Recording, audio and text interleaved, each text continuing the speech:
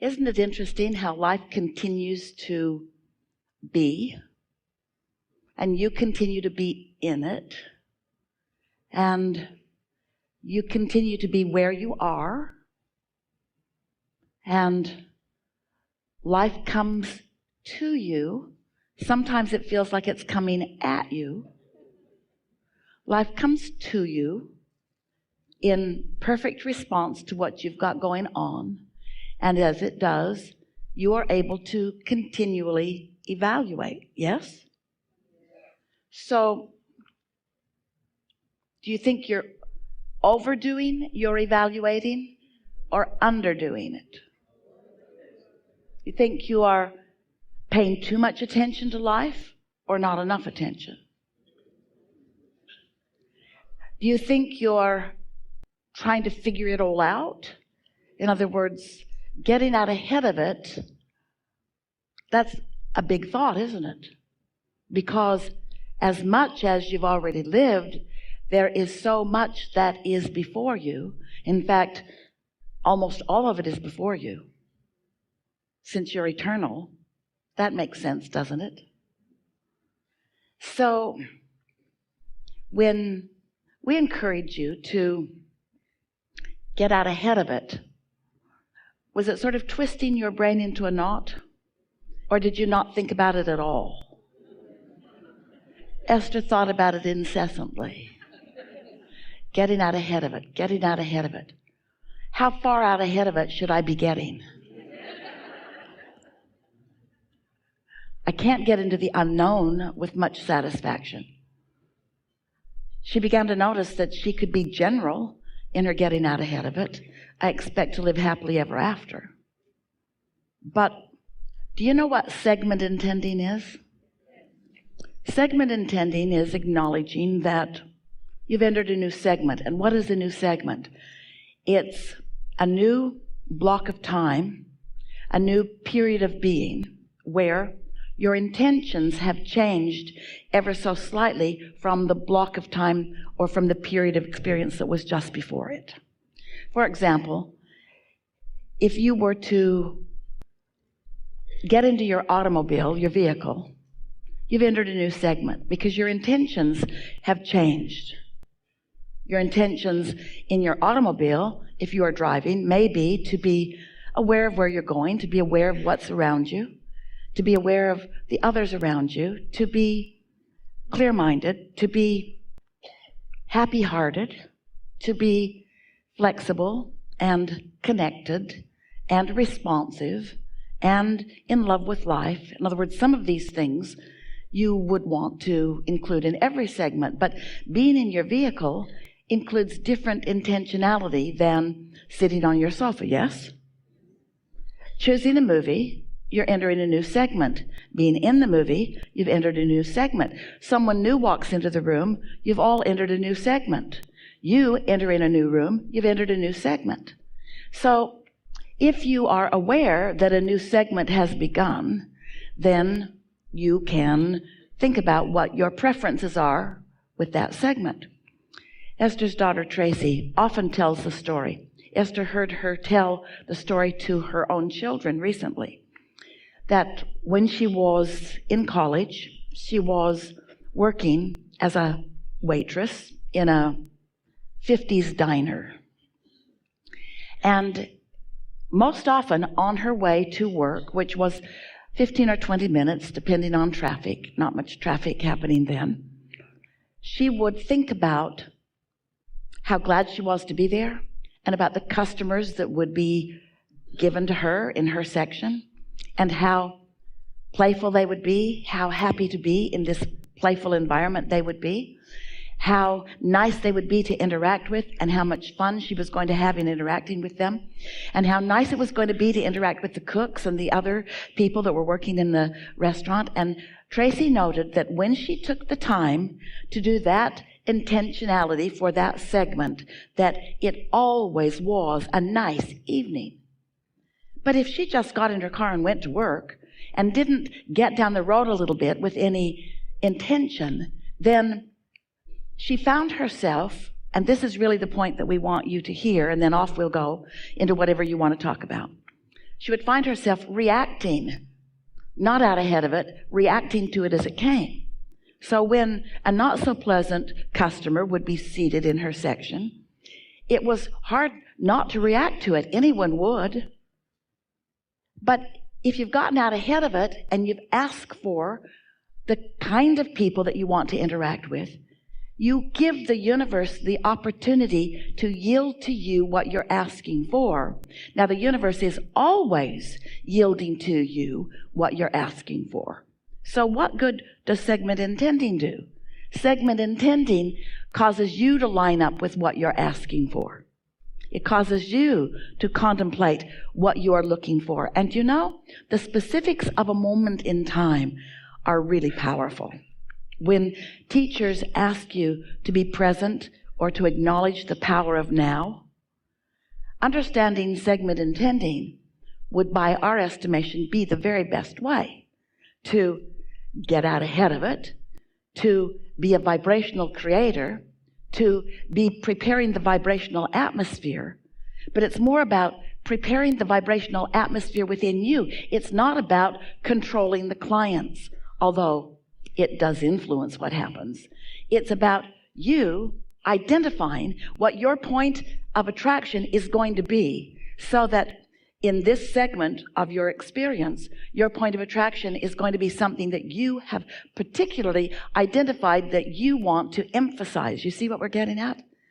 And we would like you to, just for today, maybe tomorrow, and possibly for the rest of your life, think about getting out ahead of things in just that way. That here I am, new to this moment, but not so new to this moment. Here I am, old me, new to this moment. How much of old me is in this moment getting in the way of the new to me in this moment? How much of who I have been is active right now? And so how much am I regurgitating rather than getting out ahead of it? How much am I intending and how much am I just reacting to? And as you begin playing with this, what you're going to begin to notice is that you have a lot of control over what comes into your experience, segment by segment by segment by segment. So many things. The universe is cooperative, and the law of attraction is always gathering all of the cooperative components.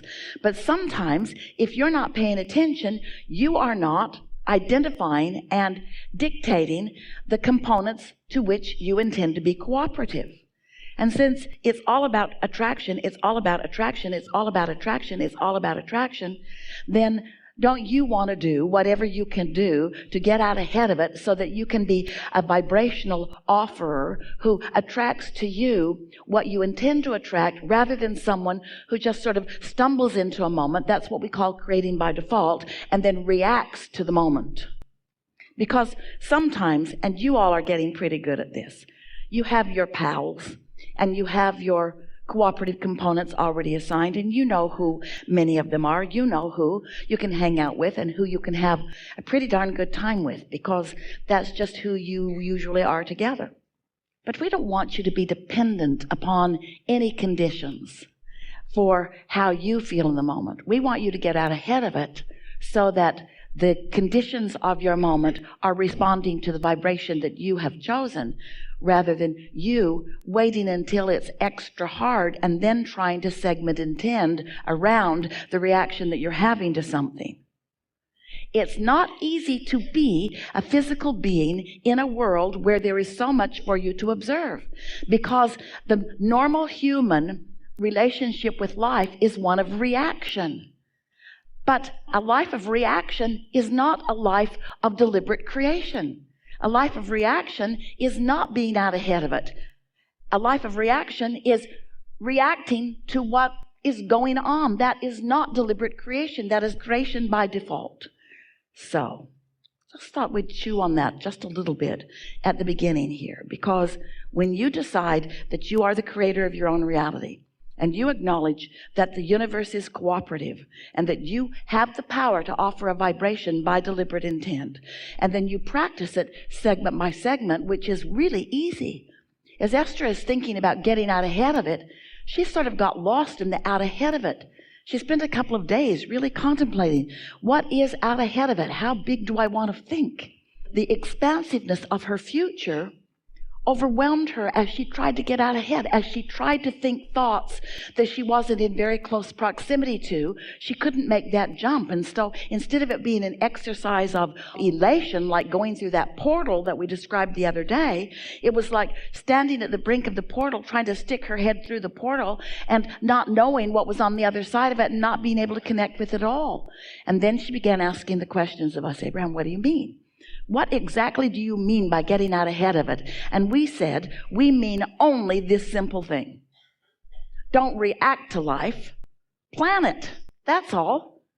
Well, how far ahead can you plan? Can you really get out ahead of everything? Not really. Not really. Some of it, you want to get closer until you decide. And so we just want you to digest your life in this delicious way. We want you to feel appreciative and thankful for what you've been doing in really general terms, and not get too detailed about why anything is or isn't happening right now. But from where you are, if you could just accept along with us the perfection of where you stand right now, and then just softly intend for the things that you would most like to experience in as best as you can figure out what the next segment of your experience is, you will discover a cooperative universe unlike anything that you've experienced on a consistent basis before. And before you know it, you will feel your directing, your soft, gentle, expectant directing of all things working out for you. Now, they always are. But when they work out as you have asked them to work out, that's when life begins to feel extra fun to you, you see. Observation can be nice. Reacting can be nice if the conditions are such.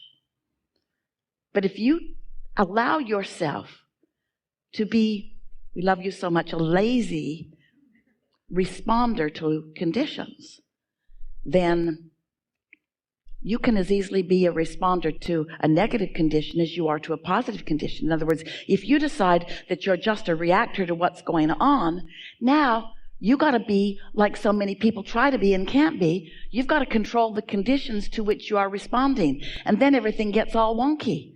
If you train yourself to be responsive to conditions, a conditional creator, then you get into that place where you have to control what's going on. And have you noticed you can't do that?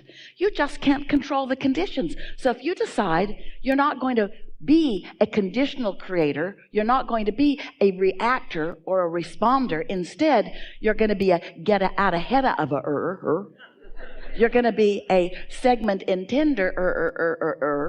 You're going to be a flow of the energy and find the feeling of the energy that has flowed. You're going to be a painter of an image, a decider of how you want to feel, a stater of what's next and how you want it to feel. And you begin to see the power of that intentionality. Now you've got it forevermore about everything. You want life to come to you in bite-sized pieces, just like you want to eat your dinner in bite-sized pieces. It could all be there at once. And you could be given 13 seconds to ingest it, but it wouldn't be what you're really looking for. Bite-sized pieces, segment by segment by segment by segment by segment, all under your control, all responding to you, and you being right there because of your segment intending, because of your segment intentionality, because of your segment getting out ahead of it, because you thought about the segment right before you went. You thought about the segment before you got in your car, and then you thought about the segment once you were in your car, and you thought about the segment before you met up with your friends, and you thought about the segment while you were with your friends. In other words, you're thinking about it. You're giving the universe an opportunity to sync up with the very best of you, and it will.